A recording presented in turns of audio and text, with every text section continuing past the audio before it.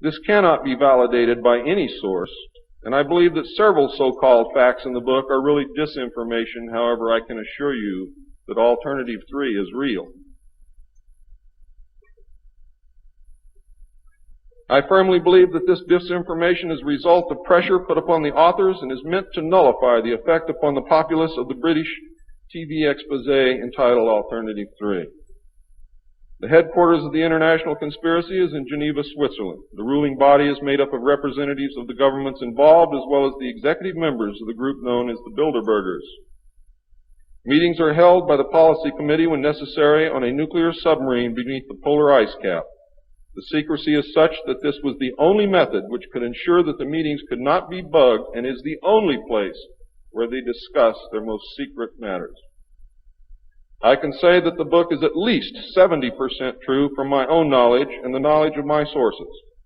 I believe that the disinformation was an attempt to compromise the British TV expose with information which could be proven false, just as the Eisenhower briefing document was released here in the United States under the contingency plan Majestic 12, and which can also be proven false. Since our interaction with the aliens began, we have come into possession of technology beyond our wildest dreams. A craft named Aurora exists at Area 51, which makes regular trips into space. It is a one-stage ship called a TAV, or Trans-Atmospheric Vehicle. And it can take off from the ground using a 7-mile runway, go into high orbit, return on its own power, and land on the same runway. We currently have and fly atomic-powered alien craft at Area S4 in Nevada. Our pilots have made interplanetary voyages in these craft and have been to the Moon, Mars, and other planets aboard these craft. There is a group of pilots at the base who wear a patch, which has a little alien peeking over the bottom. It has, I think, 3 or 4 letters at the top, and I forget what they are, but John Lear knows what they are. There is a picture of Saturn and a picture of Mars in the photograph, and in the background there are 7 stars which are strangely shaped just like the stars in the Pleiades group. What that means, I don't know. We have been lied to about the true nature of the Moon, the planets Mars and Venus, and the real state of technology that we possess today at this very moment. There are areas in the Moon where plant life grows and even changes color with the seasons. And this seasonal effect is because the Moon does not, as claimed, always present the exact same side to the Earth or the Sun.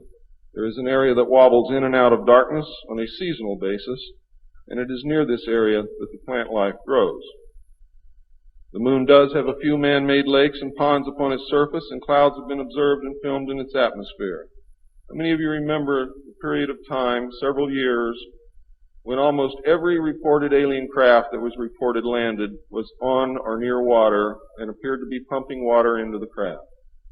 How many of you remember that? Quite a few. The water went to the Moon, ladies and gentlemen, to change the moons. And it is working.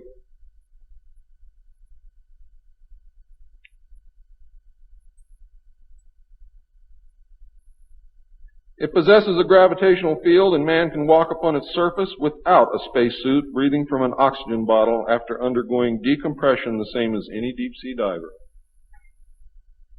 Ladies and gentlemen, if you can come from 1,200 feet underwater to the surface through decompression, you can go from the surface to 1 atmosphere of vacuum.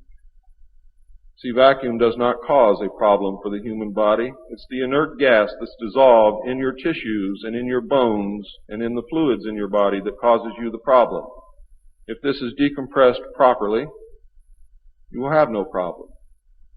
All you need is a very small amount of oxygen, a very small pressure to breathe. You will suffer no harm, except for one thing, that oxygen becomes toxic after breathing it over a long period of time. Therefore, excursions would have to be of a minimal time length. Other than that, there is no reason why you or anyone else cannot walk on the surface of the Moon or in space in a vacuum without a spacesuit. How do I know? I used to be one of the world's experts on deep sea mixed gas breathing mixtures for divers and on deep saturation diving. when I was the head of the Department of the Mixed Gas Deep Saturation Diving Division of the College of Oceaneering. And I can tell you now, it's much easier to decompress to a vacuum and walk on the surface of the moon than it is to bring a man up from 600 feet.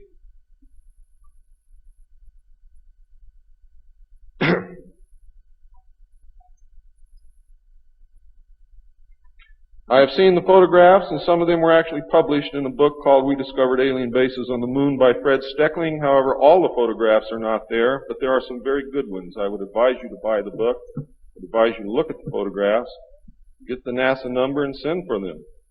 I doubt that you can still get them, but at one time you could. In 1969, a confrontation broke out between the human scientists and the aliens at the Dulce Underground Lab. The aliens took many of our scientists hostage. Delta forces were sent in to free them, but were no match against the alien weapons. 66 of our people were killed during this action.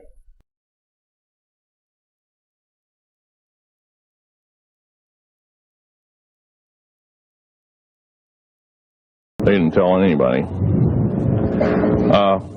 When I saw Green Beret and Black Beret people encamped inside of our geologist camp, I knew something was up. The gig was up. First of all, I knew all about the alien agenda. I'll explain that in a few minutes.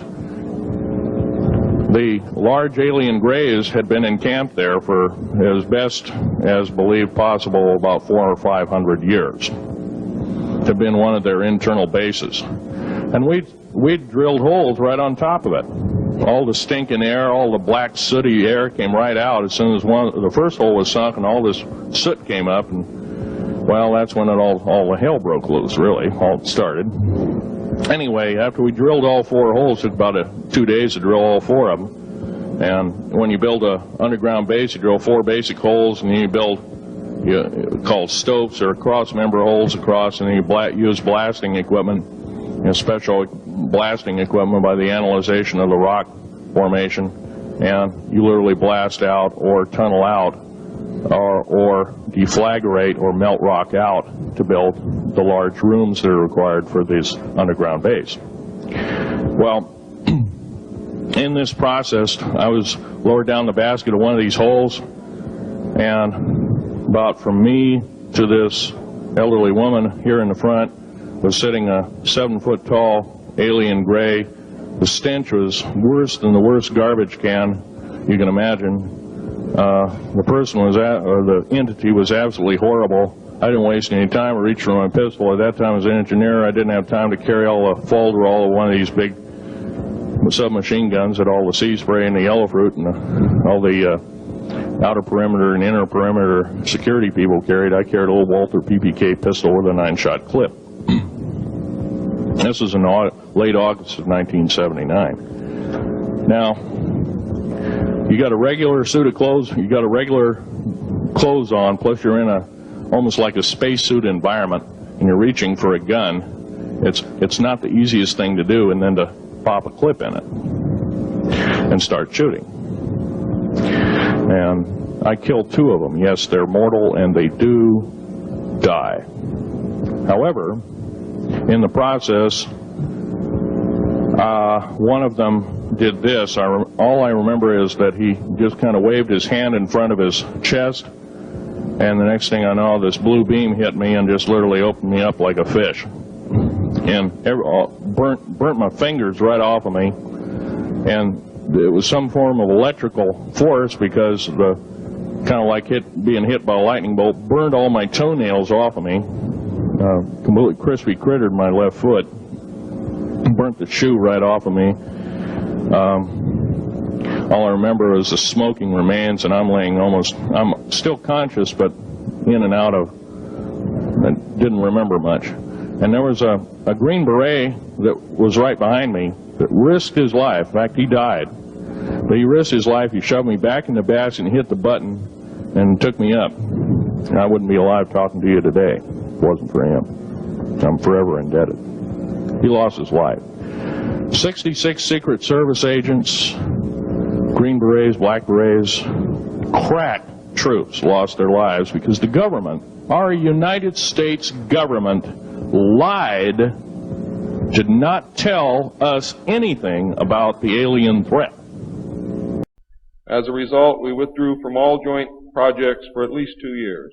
A reconciliation eventually took place, and once again we began to interact.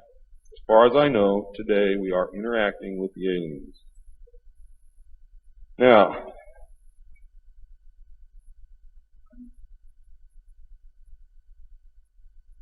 I'm gone past my limit. I'm not going to infringe upon the other speakers. The text of my speech will be on sale outside. I only have one message to give you. I don't care what you think of me. I don't care what you call me. I do care what you do with this information because it is important to our survival as a species. It's important to our planet. It is important for the world. What happens to me is of no consequence, and I knew that when I started this. And over the last 17 years, I knew that someday I was going to have to get up and say this whether I wanted to or not, whether I was afraid or not. Now I am here, and now it is done. And I feel an overwhelming relief. You now have the information. You can laugh at it. You can throw it in the trash can. You can burn my house down if you want to. But I am telling you right now, your future, your children's future, your grandchildren's future depends upon what you do with this information. Your own government is selling your children drugs, and you don't seem to care. Your own government has given away the power of the people, and you don't seem to care. There is an apathy that is running rampant in this country that is deadly, whether or not there are aliens.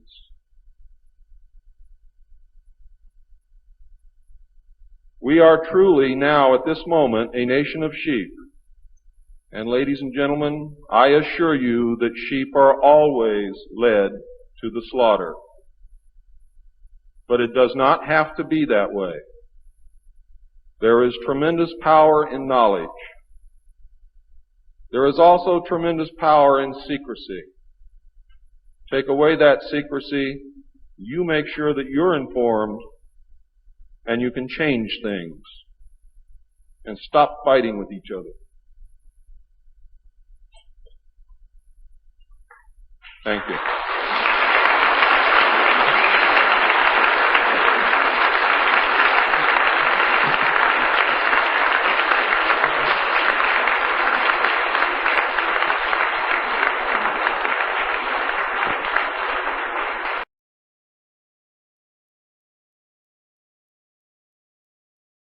We've been asleep for many, many years, and it's time now for us to wake up. And it's time for us to wake up not in fright, not to look around and jump back from the shadows, but to come awake with our eyes open, realizing what stands in front of us and what we must do so that we can live our lives again in peace and tranquility. And we must, at all costs, guard against drifting back into the slumber that we have been in for the last 40 to 50 years. That has really created the situation that we find ourselves in today. We're going to be discussing a lot of subjects tonight, and I would like for you to hold your questions until the end, at which time I will be happy to answer them. It is important that you know that you've been lied to, that your own government assassinated one of our presidents, and we're going to show that to you tonight. Ladies and gentlemen, the world needs to hear the truth. It's long overdue. The world also needs more peace, compassion, and cooperation. We already have too much fear and confusion. Ladies and gentlemen, what I'm talking about tonight began many years ago, 250 years ago to be exact. This is not something that has happened overnight. This is not something that's going to go away overnight. About 250 years ago, there was a man who was contacted by, you might call it a channel, you might call it an alien being, you might call it a spirit, whatever you call it, this entity that contacted this person, set in motion one of the most far-reaching, longest-lasting conspiracies known to man. It began with the Illuminati right from the inception of the Illuminati as a plot to depose the rulers of the countries of the world, take down the national barriers, create a one-world government with the core members or executive members of the Illuminati at its head, concentrating the power of the world and the wealth of the world in their hands and subjugating the rest of the human race literally to serfdom. When the heads of the monarchs of the countries of Europe uncovered this plot accidentally, they immediately banned the Illuminati. They put a price on the head of the members of the Illuminati, and they quickly disappeared and took to the holes in the ground. They were sheltered by other secret groups. You will find that all of the secret societies that are concerned with this particular conspiracy, all through the years, always have levels of initiation for their membership. I'll explain to you why that is a little bit later. This is really a European thing, but it has spread to the United States. The major controlling membership of these secret societies is a group known as the Round Table of Nine. They are the heads of the most powerful banking families in the world. When you get right down to it, there are only 9 families whose heads make up the Round Table of Nine. Beneath the Round Table of Nine, there's an international organization known as the Bilderbergers. The Bilderbergers are a major player in this. Beneath the Bilderbergers, each nation has its own group. Most of the European nations look to the Club of Rome. In the United States, it's the Council on Foreign Relations, and in recent years, in our generation, the Trilateral Commission. You may not realize this, but they are one and the same. The Trilateral Commission branched off from the Council on Foreign Relations to give you something to hang on to should they lose political power. It is an old ploy. It's the same as in the playoffs for Major League Football. You have 2 teams and you play yourself. You cannot lose. That is the theory behind the split. Our story really started in around 1936 when Germany recovered a flying disc. It is not clear whether they entered into an agreement with the aliens and were given the disc, or whether they took the disc, or whether the disc crashed and they just came in possession of it. The method by which they did this is not clear. It is clear, however, that they had a disc as early as 1936, that they were attempting to duplicate the technology in an area known as Peenemünde. When we went into that area after World War II and captured Peenemünde, we found safes, file cabinets, drawers loaded with documents on the alien technology and on the attempts to reproduce the technology. We found pieces and portions of hardware. We found some of the scientists in our sweep trying to recover them. Many of them, however, were captured by the Russians. Much of the hardware was also captured by the Russians, and the Russians may have captured the original disc, because we certainly didn't get it to my knowledge. Notice I say to my knowledge because I was not privy to every scrap of information. When we found this at the close of World War II, we were extremely concerned. We didn't know what to do about it, but we immediately set the scientists about working on trying to duplicate the technology, or at least come up with it on our own. Most of it we did not have to duplicate until 1947, when, as you probably read or heard, or recently if you watched Unsolved Mysteries last Wednesday on television, you saw what was described as the Roswell incident. The Roswell incident is a true incident. It did occur. It occurred near the city of Roswell, New Mexico. And what actually happened, there was a thunderstorm. A disc was seen flying over 2 cities in the direction where the wreckage was found. The disc either exploded in the air or hit something in the air. But whatever happened, we know it happened in the air because debris was found in 2 different locations. There were large amounts of small debris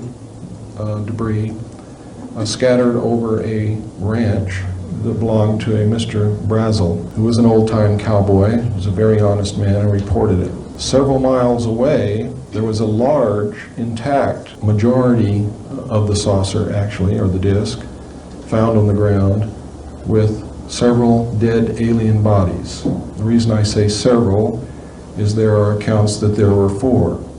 I saw pictures of 3 of those dead alien bodies in a report called Project Grudge, which also included material from a report called Blue Book Report number 13. So I'm not sure whether there were 3 or 4. I saw photographs of 3 of those bodies for sure. Really, it doesn't make any difference if there was 1 or 50. The important thing is that it occurred and that there were dead alien bodies that were not of this world. The technology was not of this world. We could find nothing within that craft that we knew anything about. We could not find electrical wires, we could not find vacuum tubes, we could not find hydraulic actuators, accumulators, control valves. We didn't know what made this thing tick. Immediately, it was classified secret. It was carted away. The press was told first that they had recovered a flying saucer. Second, that no, it wasn't a flying saucer, it was a weather balloon.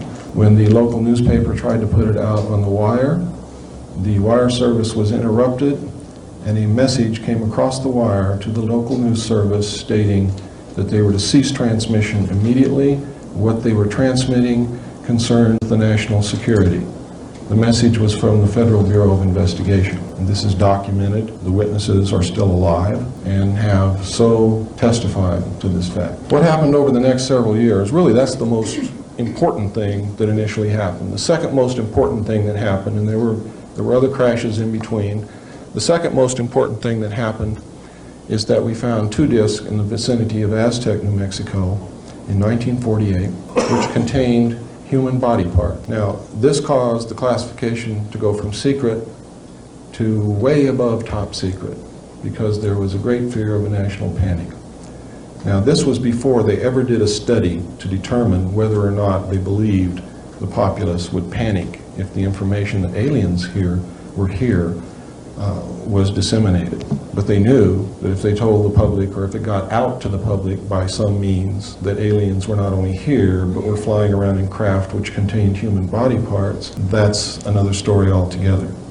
Now, I don't want you to get real concerned about this, because your chances of being affected by it personally are extremely remote. The next really important occurrence was the fact that in 1949, again near Roswell, 2 disks crashed. They recovered 5 alien bodies from these disks, and in combing the area to make sure that they had recovered all of the wreckage and everything that they could so that the public would not be able to discover anything, and so that they would have everything with which to gain knowledge and technology from, they scoured the area by foot patrol, by jeep patrol, and by aircraft reconnaissance, and discovered an alien live from the crash wandering in the desert. They captured him. He was designated EB, extraterrestrial biological entity. EB was taken to Los Alamos, where he was placed in a Faraday-shielded environment because he had the ability to read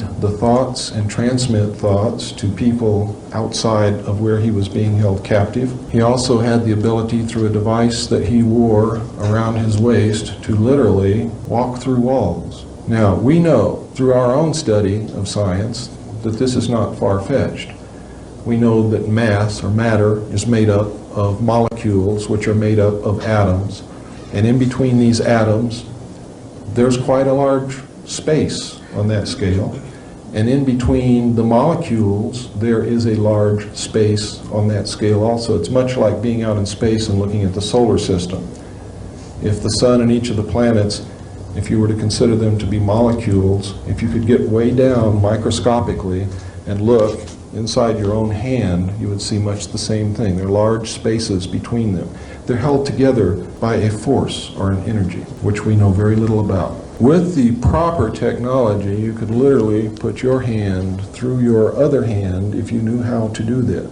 The aliens apparently do, because they can not only walk through walls, but they are apparently able to abduct you from your bed in the middle of the night and lift you out through your ceiling without opening any doors, without lifting the roof, without opening any windows, and you pass right through it with no ill effects, and they can put you right back down in your bed in the same manner. Now this sounds totally insane, doesn't it? Doesn't it really? Because I have to tell you, quite frankly, when I was reading this material, and when I was studying the abductee reports, and when I first came across this, I thought it was crazy. I thought it was insane, until I realized that it was absolutely real. I want you to also bear in mind, ladies and gentlemen, that it was not too long ago, and it really wasn't too long ago, that if you mentioned to someone else that in a few years man would be flying through our own atmosphere, you would have been laughed at, ostracized, and probably kicked out of town. Then not long after that, when we did have aircraft and were carrying passengers flew through the air, if you had suggested to your neighbor that in a few years a man would be walking on the moon, you would have been laughed at, ridiculed, and maybe run out of town. When we put a man on the moon is when I realized that nothing is impossible. Nothing ever again can be impossible. The next most important thing that happened after they found E.B. came a few years later. E.B. became ill, and they tried to save him. They were unsuccessful. They didn't know how to go about it. But in an attempt to save him, and also in an attempt to gain favor with this technologically superior race, they began broadcasting out into space for help. We have one of your people here who crashed in one of your ships. We're trying to save his life. He's dying. Please help us save his life. By doing that, they hoped, number one, to make contact, number two, to make friendly contact, number three, that the aliens would see us as a benevolent people trying to help one of theirs and would not attempt to destroy us or hurt us. Because we realized that their technology was so far ahead of ours that in any military confrontation of any kind, we would have had no chance whatsoever. And basically that is still true today. What should give you good feelings is that if the aliens wanted to, they could have done anything that they wished to us many, many years ago, and they have not done that. So I see that as good. Hopeful. I see it pregnant with all kinds of hope and possibilities for the future. Because we know as the human race, what we usually do to an inferior culture, if we're technologically superior, is usually not that good. So there is a great deal of hope. There's a great deal of promise in that. E.B. died in June of 1952. As of the time of E.B.'s death, we had not had any answer to the message that we had sent out into space. The movie that you saw, called E.T., is the story of E.B. They have changed some things around to make it more palatable to you. The beginning of the story, he's running around in the desert. He's lost. The government is chasing him. In the real story, the government caught him. In the movie, the little boy gets him. And they form this symbiotic relationship. They're each getting something from the other. And it's a wonderful story. Well, in real life, the real life E.B. was assigned an Air Force officer, be his mentor, be his captor. And the same symbiotic relationship developed between E.B. and this Air Force officer, to the point where when E.B. died, the Air Force officer cried. He was deeply hurt. He'd lost a dear friend, because he had been with E.B. literally night and day since they had found him. In the movie, E.B. gets very ill, and everybody's very concerned. And the little boy plays the role of the Air Force officer, and you see that he cries. But in the film, he lives. E.T. Call Home was Project Sigma, to attempt to make communications with the aliens to come and help save the life of E.B. The government, ladies and gentlemen, is giving you information at an unprecedented rate every day. They are trying to get to your subconscious and tell you the story of what has happened over the last 44 years, so that when the truth comes out, it is not a critical shock. You will be prepared for it. You will understand what is happening. In 1953, we detected large objects in space coming toward the Earth. They took up a high orbit around the equator.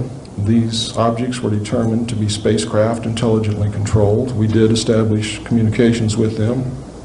Arrangements were made for them to land. There were 3 landings in 1954. One took place at Holloman Air Force Base in New Mexico. One took place at Edwards Air Force Base in California.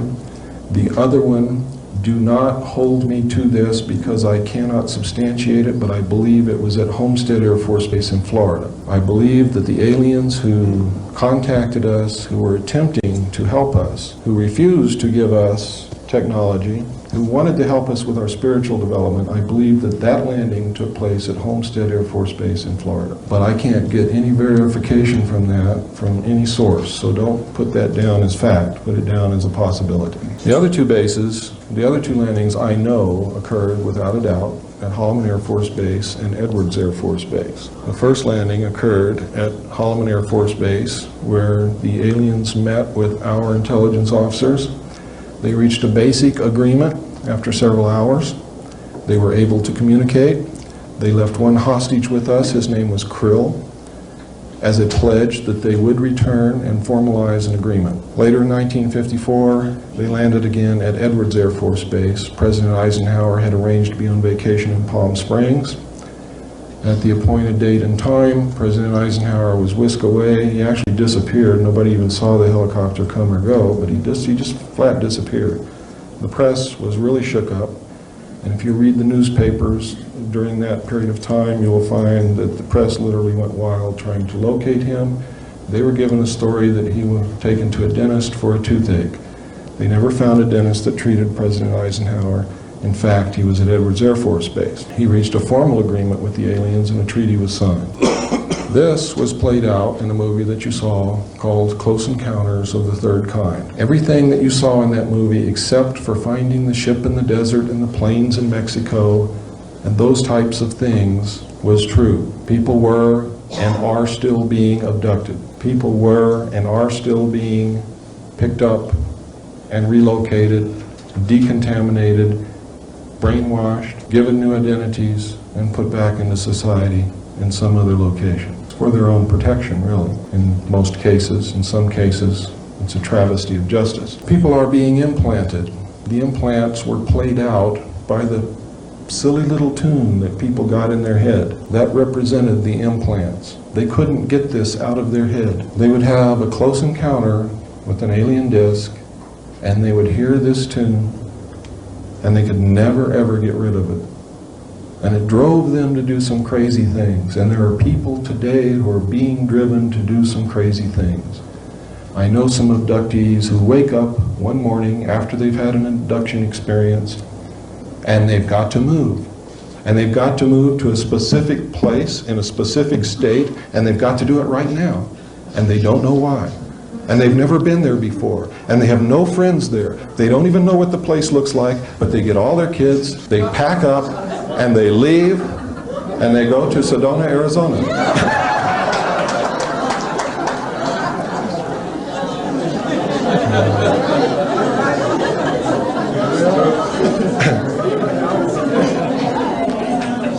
Some of them go to Yelm, Washington.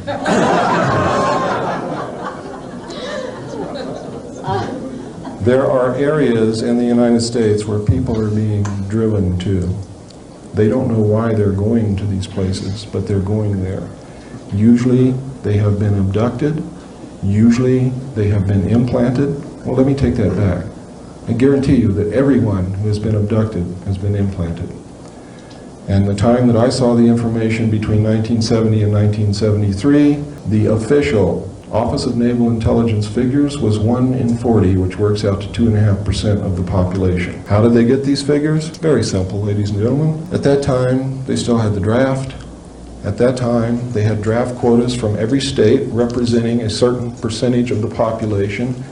A certain percentage of the population of young men had to be drafted according to the percentage of the total population that lived in that state. When they came in for induction into the military service, they were given an extensive medical examination, and even at that time, ladies and gentlemen, we did have magnetic resonance imaging capability, but the military did not put it out to the civilian community as yet. This was a new technique, a new development. They found that according to the number of implants they found in the military inductees, based upon the percentage of the population of that state from which they were taken, that the number of people in the United States who had been implanted was 1 in 40. I sincerely believe that that was an underestimate, maybe a large underestimate, simply because now today most of the abductees are women, and that sampling was taken from only men. Why they're mostly women, I don't know. It has something to do, I do know, and this may not be the only reason, and that's why I say I don't know what the whole reason is. It has something to do with the attempts for them to preserve their race in an attempt to crossbreed with human beings, either as a direct attempt by implanting or impregnating the female and allowing the baby to come to the first trimester, at which point they're abducted again and the fetus is removed, or by harvesting sperm and ova from selected human beings and attempting to grow this crossbreed in the laboratory. There is tremendous evidence to support this. Now, let me digress back again to the next major step that happened, was that in 1954, when after President Eisenhower had become incumbent with the office, he realized that he was going to have to deal with this, and he also realized, as I realized a long time ago, you can't believe what's happening. You can't believe what the aliens tell us, whether they be good, bad, etherical, interdimensional, whatever. There is so much deception and so many lies involved with this that you have to step back and say, I'm not going to believe anything until I can prove it. And to do otherwise is to put yourself in terrible jeopardy. Believe me, terrible jeopardy. And I can cite instances where this has happened. President Eisenhower knew that he wasn't capable of determining what the truth was, but he knew that there were some pretty smart people in this country. He put together an organization called MJ-12, or Majority 12. Majority 12 was made up of 6 men from the United States government. Those 6 men were Nelson Rockefeller, who represented the President, who was the Secretary of State, the Secretary of Defense, the Director of the CIA, the Director of the FBI, and the Chairman of the Joint Chiefs of Staff. The balance of MJ-12 was made up of the Executive Committee of the Council on Foreign Relations. Now, it is extremely significant that you understand that the first 6 members from the government, along with President Eisenhower, were also members and longtime members of the Council on Foreign Relations. They believed in that organization. They believed in its goals, which was one world government. Now, secretly, this was known as Majority 12. It was called MJ-12 in correspondence. When they addressed correspondence to each other, they did not address it to MJ-1 to MJ-6. It was J-1 to J-6, because secretly they were known as the Jason Scholars amongst themselves. Publicly, they were known as the Committee on the Clear and Present Danger, and to my knowledge, may still be known as the Committee on the Present Danger. I remember MJ-12 as being 12 men. However, I am still in the process of remembering, and my memory is constantly being joggled and jiggled.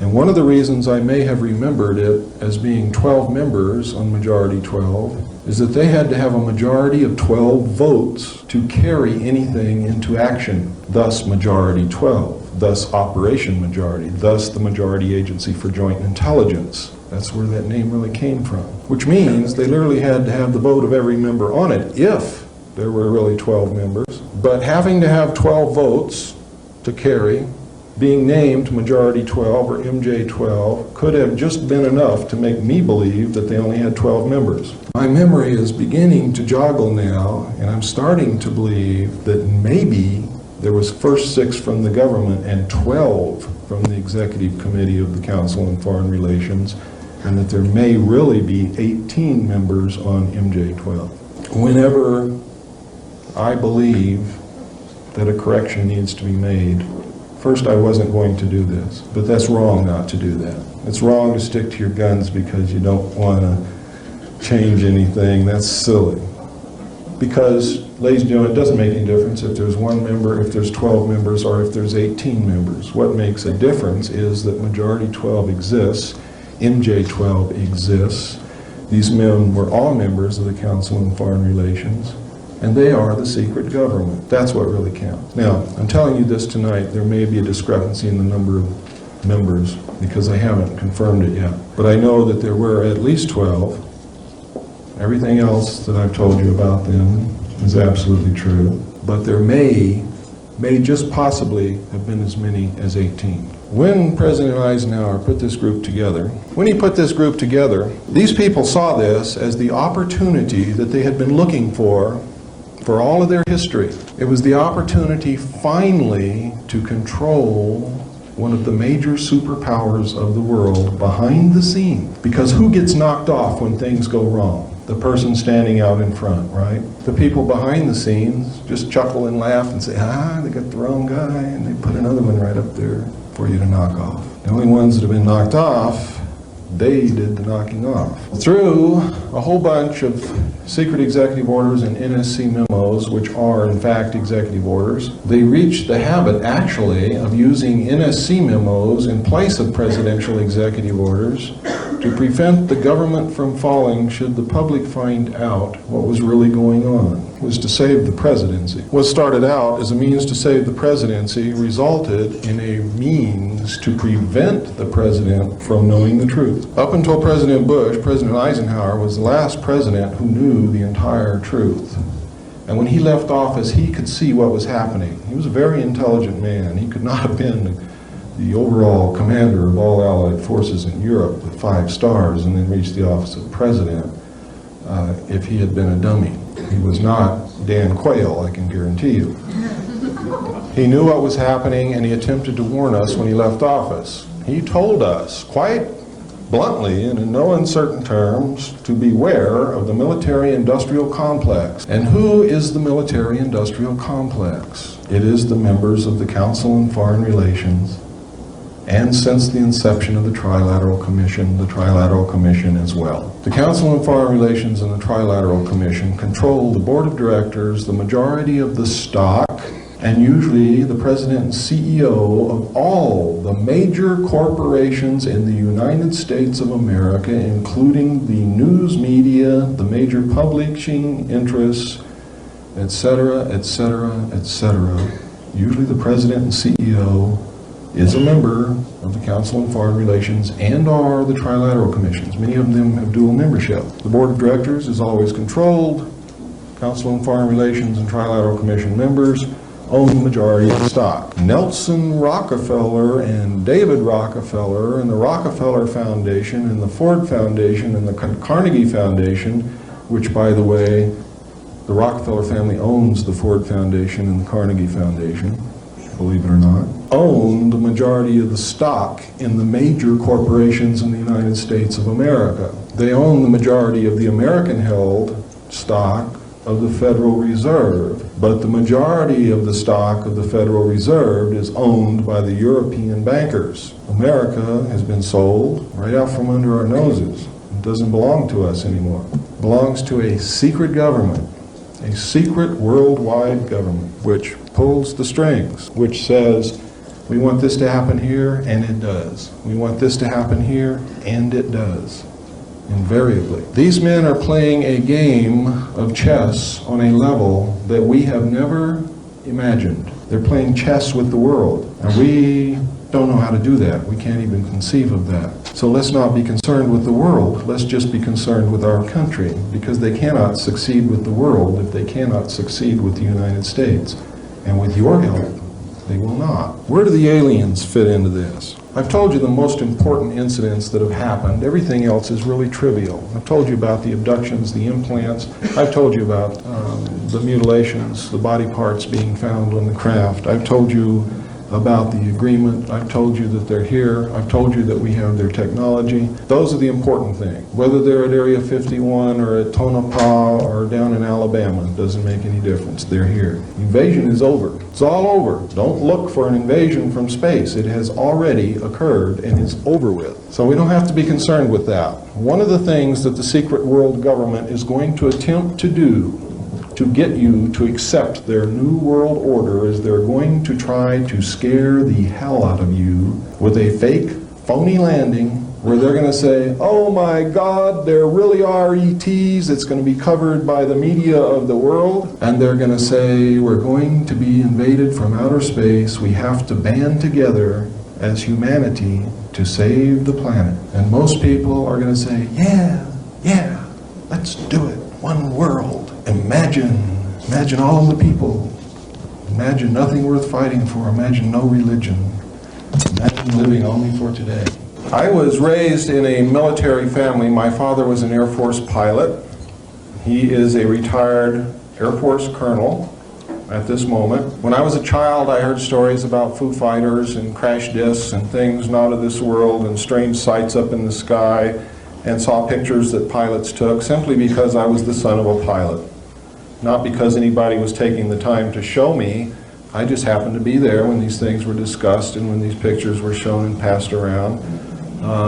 And usually was underfoot and eventually was kicked out and exiled to the back bedroom or the backyard. Eventually, though, I grew up and left home, went into the Air Force. I was assigned to the Strategic Air Command as an aircraft and missile hydraulic technician, which means that I worked on the hydraulics and the pneumatic systems, or high-pressure air systems of aircraft and missiles. I worked on B-58 bombers, I worked on Minuteman missiles. During the time, both when I was in school learning my trade in the Air Force and the time that I was on the job, I met people who had taken part in crash disk recoveries.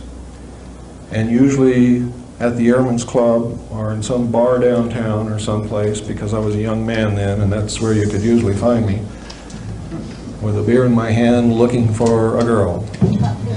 And if there wasn't a girl around, we lied to each other a lot. And generally, these stories I thought to be a lie until later years when I realized that these guys had been telling me the truth and I could kick myself in the head because I had not written it down. I had not pressed them for more information at a time when they were willing to talk to me for some reason or other. When I left the Air Force, I went into the Navy. And really, I'd planned to just skip from service to service. I was a pretty crazy young kid. I was gung-ho. I was raised in John Wayne movies and Sergeant Rock comic books. I came from a military family. My whole family was in the military service. Uncles, grandfathers, brother, everybody. We were service people. We were government people. We were patriots. We cared. We believed that the best thing that a man or a woman could do was to serve their country. So we were trained observers. Now this is extremely important to me personally because without this experience I probably would not have lent the importance that the later information that I was going to see, I probably would not have realized how important it was. While on lookout between the Portland-Seattle area and the Pearl Harbor area, while we were traveling on the surface as port lookout, I saw a craft the size of an aircraft carrier exit the water at a range of approximately 2.5 nautical miles off the port quarter. The port quarter is approximately 45 relative degrees off the port bow. Port is your left. Left, port wine is red. That's where the red light is on a ship. Okay, now we got through that. I was stunned. I knew that I had just seen something that was absolutely incredible and nobody in the world would believe that I saw it and nobody else saw it. And I was faced with the dilemma. I'm the port lookout. Something just came up out of the water that could destroy us in a second. It was a machine. It was intelligently guided. I knew this. It was as big as an aircraft carrier. It was the most important, earth-shattering thing that had ever happened to me in my life because I saw it, I realized what it was, I knew I wasn't dreaming, there was nobody around who could be manipulating me in any way, shape, or form, and it was my responsibility to report this. Are you kidding? I'm going to tell the man who writes my performance report that I just saw this thing come out of the water? You got to be nuts. But I had a responsibility to the safety of the ship, the boat, which we call submarines, boats, not ships, to the boat and to the crew. So I had to devise a method to report this. And what I did was I told the officer of the deck, Ensign Ball, I said, Ensign Ball, I saw something about 2.5 nautical miles off the port quarter, but it just flashed and I don't know what it was. Could you please help me scour that area to see if we can find it again? Now, I didn't really believe that this thing was going to show up again at all. Well, the starboard lookout heard this conversation and he turned around and started looking too. At about that time, the object came, or this object or another one just like it, came back down out of the clouds and entered the water. Ensign Ball dropped his binoculars, dropped his jaw, and turned around and just stared at me and didn't say a word. And then he turned back around and he just stared off into space for a couple of minutes. And then he turned around and looked at me again. And he said, "This had to happen on my watch."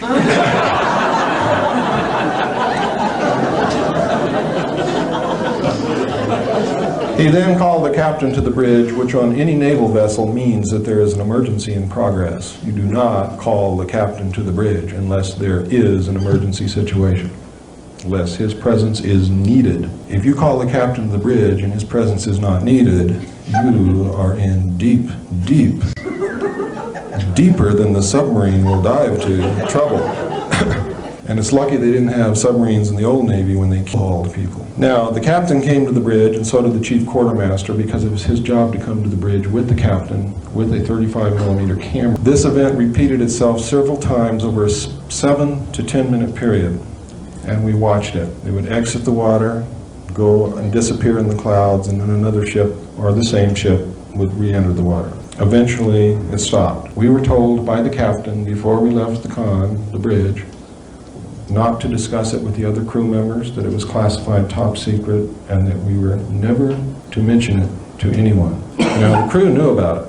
How they knew about it, I don't know, but I suspect that it was picked up on sonar and radar also, in which case the sonarman and the radarman would know about it too. And I believe that is what has happened, and I believe that they were also told not to talk to anyone. But several crew members came up to me and wanted to know if we really saw a UFO, and I told them that I was not allowed to discuss what happened, and I didn't know what I saw anyway.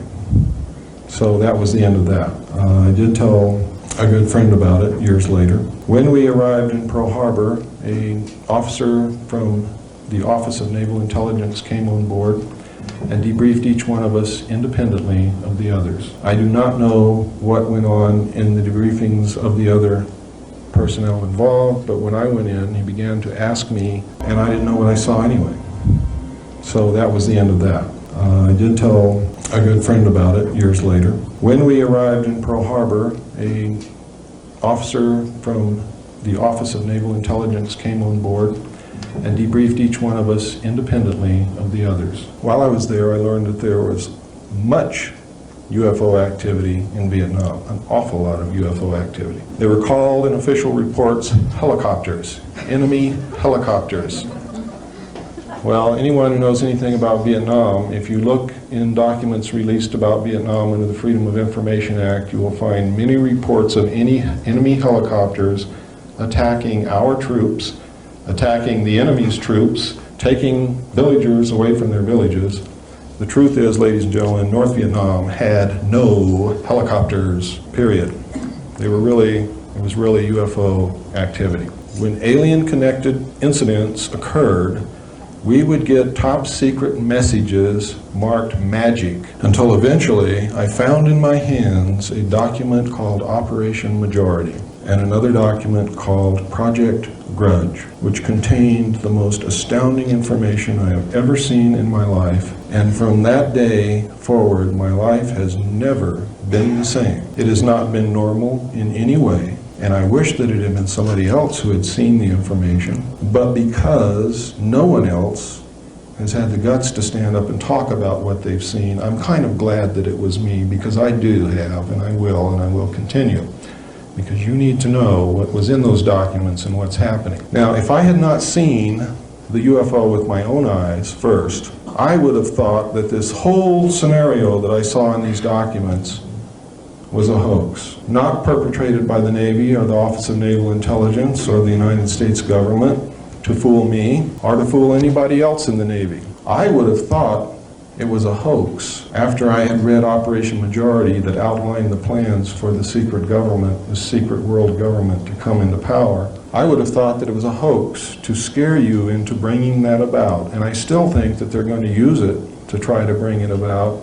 And I want to warn you beforehand not to believe a word they tell you when they tell you there's going to be an invasion from outer space, because there's not going to be. It's already taken place. Because I saw what I saw on board that submarine, and because of the research that I've conducted since then, I know that it's real. It's not a hoax. It's not something to propel this world government into position. It's real. There's aliens here. They're just as real as you and I.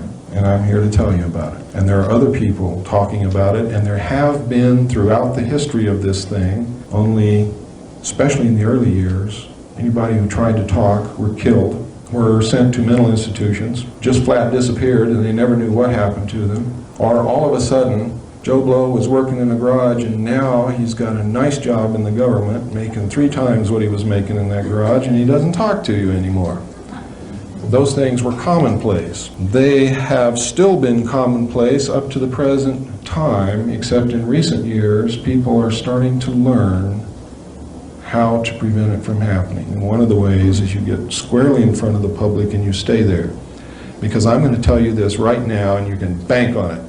You watch me every day of my life. If anything happens to me, you don't have to do any more research. You know damn well everything I'm telling you is true. And they don't want you to know that, so they're not going to touch me unless they can make it look like an accident where you will believe that it's an accident. And I'm telling you right now, they know how to make people die of heart attacks, strokes, brain hemorrhages. They know how to make people fall down the stairs. They know how to make people commit suicide, or at least look like they committed suicide. And if you don't believe that, look at what happened to the 20 material witnesses who were close enough to the car to see William Greer shoot President Kennedy within 2 years of the time it happened. They're all dead. The odds of them all being dead is something like 300,000 trillion to 1. Some of them apparently, I say apparently because that word means that's what it looks like, committed suicide. One died of a karate chop to the neck. Several of them had heart attacks, etc., etc., etc. One man hung himself. They were all murdered, all of them. They were murdered by the Central Intelligence Agency. William Greer was the assassin who killed President Kennedy. He was a Secret Service agent. I'm going to show you the film here shortly. Many of you wonder, well, if that's really true, how come Jackie Kennedy never said anything? If the Secret Service, the highest protective body in the United States assigned to protect the President of the United States, just shot President Kennedy, who in the hell is she going to tell? Me? I can't do anything except tell you. The FBI? J. Edgar Hoover is one of the men who ordered his assassination. He was a member of MJ-12. Beginning to see the picture? The picture's not a pretty one. What has happened is these men who throughout history have been trying to figure out how they can control the world, all of a sudden discovered how they could do it. In 1952, President Truman, together with the heads of state of the European nations and the Soviet Union, formed what is known as the Bilderbergers to coordinate the international efforts to protect the world from an invasion from outer space should these aliens turn out to have that as their ultimate goal. The Bilderbergers, as MJ-12 did, soon learned how to wrest power behind the scenes and use the world banking families to manipulate and leverage these nations by the 9 heads of the families that own most of the wealth of the world, known as the Round Table of 9. Under them, each nation has a group of men secretly controlling that nation. And I don't mean every nation in the world, I mean the nations that count, the hard currency nations, have an organization which is a sister organization to MJ-12 within that country's respective government. How does this work, you say? How can a secret organization such as MJ-12 control the government? It's very simple, ladies and gentlemen. If you will remember that President Eisenhower formed this secret group in 1954. He was the last president who knew everything. They began in 1954 to issue secret executive orders in the form of NSC memos to wrest power away from the president and effectively isolate the president. They took the power to appoint appointees in the government away from the president, and if the president wants to appoint someone whom they don't want him to appoint, they have a way of embarrassing the president to get him back into line. are getting rid of him altogether, or making sure that he doesn't get elected if he's not willing to play the game. The result has been, ladies and gentlemen, that today every major member of the United States government is a member of the Council on Foreign Relations and the Trilateral Commission, or the Trilateral Commission, but usually the Council on Foreign Relations and the Trilateral Commission. They usually have dual membership. Every one of them, not just a few. You see, it started off in 1954, there were just a few. Truman's years, there were hardly any. Eisenhower got in, he was a member of the Council of Foreign Relations. He appointed some. After that, when they took the power to appoint on themselves, they told the president who to put in those positions, and that's who got those positions. And today, the Council on Foreign Relations and the Trilateral Commission is the government. The government is not representing us. They are representing the Council on Foreign Relations and the Trilateral Commission and the secret world order. Please, when you go out of this room, look it up yourself.